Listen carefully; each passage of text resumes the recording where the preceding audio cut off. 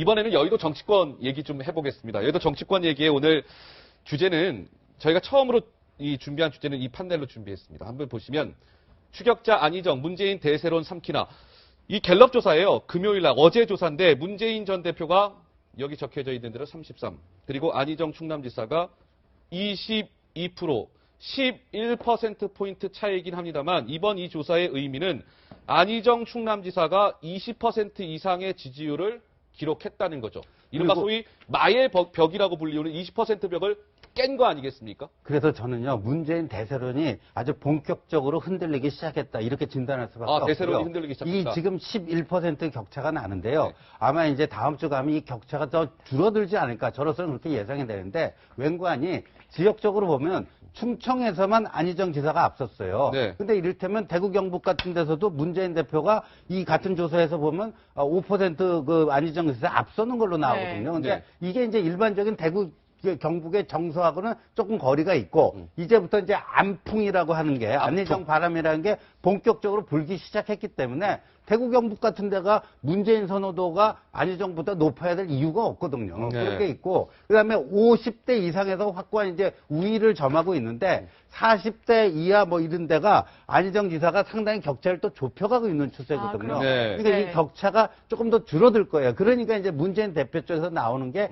역선택의 우려가 있다. 심지어 뭐 박사모가 조직적으로 참여해서 저기를 하려고 그런다. 근데 그게요, 추미애 대표도 그 얘기했는데 역선택이란 용어는요 합당치가 않습니다. 뭐냐면 역선택은 이 민주당의 반대쪽에 있는 당이 말이에요. 네. 이쪽에 일부러 가서 약체 후보를 당선시키는 게 역선택이에요. 네. 그러니까 문재인이 그 당에 이 민주당의 후보로 나오면 본선에서 도저히 그 반대쪽 당, 네. 그러니까 보수정당 쪽에서 이길 가능성이 희박하니 희박하니까. 약체인 예를 들면 안희정을 후보로 뽑아갖고 네. 본선에서 자기 당 후보랑 네, 붙는 게 열어보겠다. 유리하다. 네. 이런 게 이제 역선택 아니겠습니까? 예. 근데 지금 보면요, 여러 가지 이제까지 여론조사 가상대결 나온 거 보면 네. 거기 뭐 민주당 후보에 문재인을 넣나 안희정을 넣나 어. 그게 그거 아닙니까? 그게 그거고 네. 그것도 보는 사람에 따라서는 안희정이 오히려 중도 확장성이 더 크기 네. 때문에 안희정이 더 어려운 상대일 수 있어요. 민주당 후보가 되는 순간 정권 교체는 거의 확실시 될 거다. 네. 이런 또 분석도 많거든요. 네, 그만큼 문 전 대표가 조금 불안해하고 또 친노도 불안해하는 것 같은데 일단 그러면 안희정 지사는 이렇게 높은 지지율에 대해서 좀 어떻게 생각하는지 궁금하거든요. 저희 한번 확인해 보겠습니다.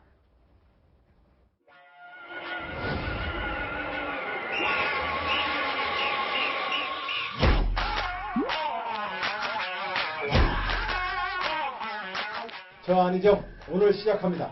대한민국을 바꾸고 세상을 바꾸겠습니다. 여러분 함께 바꿉시다.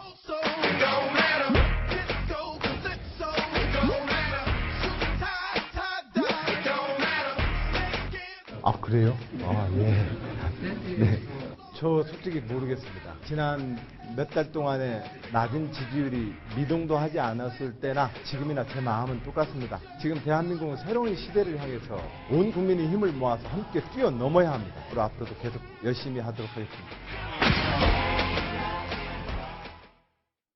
안희정 지사의 상승세가 무섭습니다. 이제 22%인데 어떻게 보세요? 저 안 지사의 이 22%의 힘은 도대체 어디서 나오는 걸까? 우리가 분석을 해볼 필요가 있을 것 같은데 충청 그리고 보수, 뭐 보수층의 지지 이렇게 좀 요약을 해볼 수 있을까요? 그렇죠. 그러니까 가장 큰 거는 충청보다도 보수층의 지지라고 보수층. 봐요. 중도 보수층의 지지라고 갈 보는데. 길 잃은 보수층. 그렇죠. 왜냐하면 네. 박근혜 대통령과 최순실 게이트 때문에 현 정부에 대한 실망감이 엄청나게 커졌잖아요. 특히 네. 보수층, 보수 성향의 유권자들, 중도 성향의 유권자들 중에 박근혜 대통령을 지지했던 사람들이 많은 실망감에 빠져 있어요. 그 대안으로 누구를 선택하느냐인데 황교안 지금 권한대행 같은 경우에는 공동 책임론이 제기가 되면서 그들의 마음을 얻기가 힘든 상황이에요. 그런데 지금 안희정 지사 같은 경우에 많은 발언이나 내용들을 보면요. 네. 상당히 중도에서 보수 쪽으로 많이 기울어 있는 모습을 보여줘요. 네. 어른들 찾아가서 인사하는 모습이라 발언이라든지 아니면 사드 문제에 대한 발언이라든지 그러니까 보수층이 지지하고 안보에 대한 불안감을 갖고 있는 사람들의 네. 불안감을 해소해 줄 수 있는 발언들을 끊임없이 쏟아내고 있어요.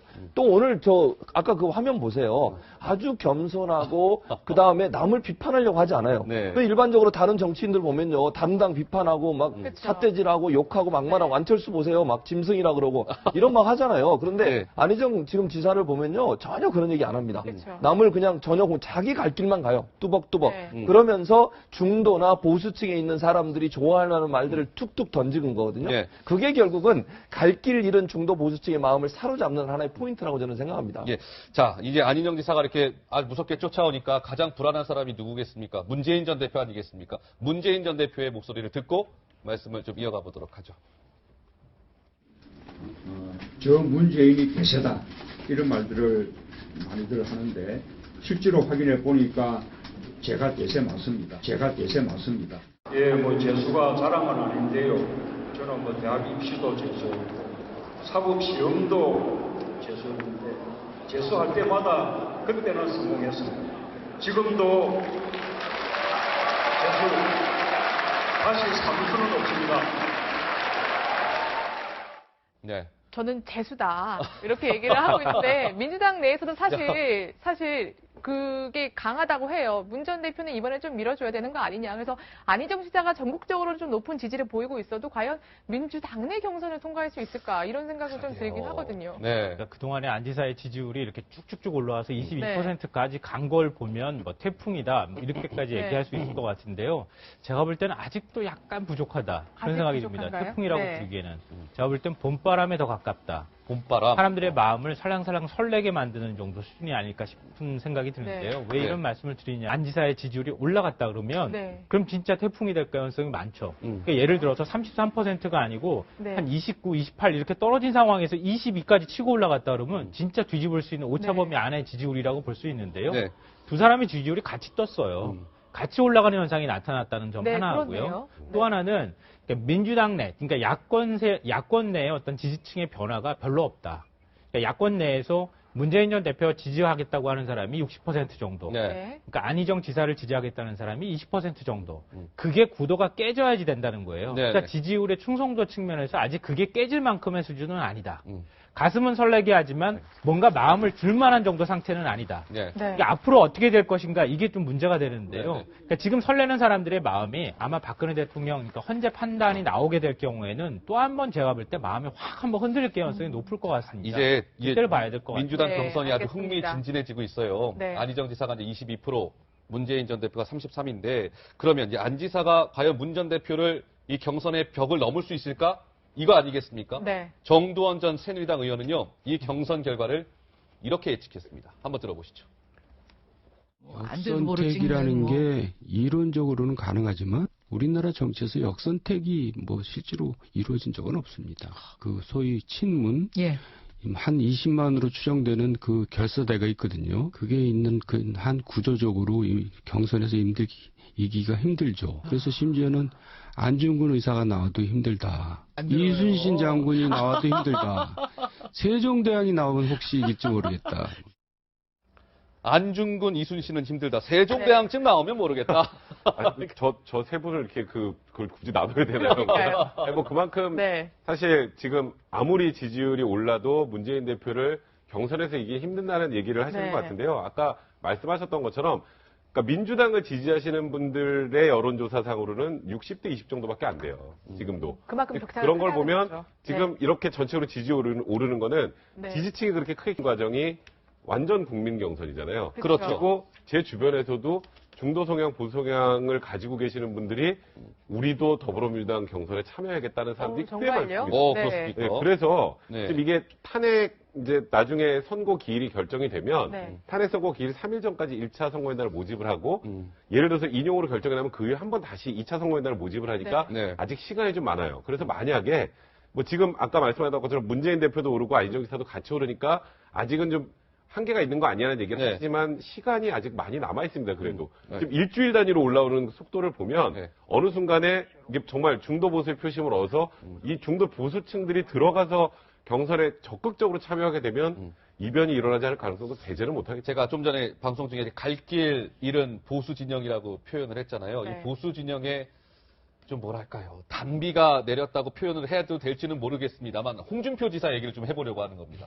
홍준표 지사가 이제 성완종 리스트에 연루가 됐다가 결국 2심에서 이제 무죄 판결을 받았는데 홍 지사가 굉장히 아주 거칠어진 것 같습니다. 그 목소리 먼저 한번 들어보시겠습니다.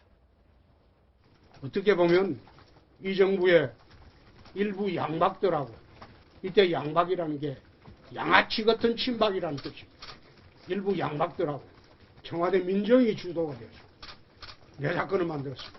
그러나 지금 자유한국당은 박근혜의 사당이 아니고 이 땅의 우파 진영의 본사입니다. 그래서 쉽게 떠나기가 어렵습니다. 좀 재밌었던 게 앞부분은 친박을 막 욕하시더니 양박. 두 번째는 친박이 주로 있는 자유한국당은 떠나기 힘들다. 네. 이렇게 얘기를 하셨거든요. 그러니까 본인이 네. 지금 저 대선 출마를 하더라도요. 네. 저 당에서 자유한국당에서 해야 되지 않겠습니까? 네. 그리고 아마 홍준표 지사는 이런 생각을 가졌을 수가 있어요. 그 이제 양박이라고 욕은 했지만 네. 빨리 또 당원권 회복이 돼야지 그렇죠. 자유한국당에서 그다음에 네. 황교안이 못 나올 거다 결국 황교안이 못 나오게 되면은 지금 뭐 지지율 0% 뭐 이른바 기타 등등 후보들 다 있는데 거기서 자기가 경쟁력이 압도적일 거다. 그러면서 자유한국당의 후보가 돼가지고 뭔가 그 양박이라고 양아치라고 공격까지 했으니까 예. 친박들에 대해서 나름대로 청소를 해가지고 다시 뭐 바른정당하고 뭐 보수 대통하고 네. 하는 아마도 그런 시나리오를 본인은 생각하고 있을 가능성이 있다. 예. 그리고 이제 홍 지사가요 네. 굉장히 그 배포도 크고 네. 그 나름대로 이제 전략적 그림도 잘 그리는 사람이에요. 그러다 보니까 그런 그림을 지금 그리고 있을 텐데 문제는요? 자유한국당에서 당원권 정지된 거 있잖아요. 그랬죠. 왜냐하면 기소가 됐으니까. 그럼요. 네, 네. 그 성완종 뭐 1억 받았다 기소되면서 네. 이렇게 되는데 지금 뭐 대법원 확정 판결은 아니지만 2심에서 무죄 선고가 됐으면은 국민의당도 풀어줬거든요. 풀어줄지 말지 이게 네. 좀 근데 이 홍 지사가 대선 출마를 하느냐 마느냐는 사실 간단한 문제일 수 있어요. 왜냐하면 지금 이제 검찰이 상고하겠다고 그랬단 말이에요. 그럼 검찰에서 상고하게 되면 대법원 확정 판결 때까지 한 최대한 4개월 정도 걸리지 않습니까? 근데 검찰이 상고를 하겠다고 했기 때문에 대선 출마가 어려운 거 아니에요? 일단 물리적으로. 사실 검찰이 기소를 하고 네. 1심이건 2심에서건 무죄가 나오면 거의 자동입니다. 자동. 네. 상고나 항소는. 그러니까요. 그렇기 때문에 당연히 상고를 하는 거고 상고를 하게 되면 현실적으로 네. 재판을 받아야 되는 과정에서 그러니까요. 대선 출마 선언하는 거는 이론적으로 좀 힘들죠. 그러니까 물론 지금 말씀하셨던 것처럼 뭐 홍준표 지사가 지금 여권 내 후보 적합도로 2등이더라고요. 환경권한대행 이후에 2등이니까 예. 뭔가 새로운 대안이 될 수 있겠으나 현실적인 한계는 분명히 있다. 네. 말씀드릴 것 같습니다. 알겠습니다. 시간이 벌써 이렇게 네, 됐습니다. 금방 갔어요. 안철수 전 대표, 뭐 손학규 전 고문 등등 얘기를 많이 준비했는데 다음 주를 기약하도록. 네 분 말씀 여기까지 듣겠습니다. 잘 들었습니다. 고맙습니다. 감사합니다.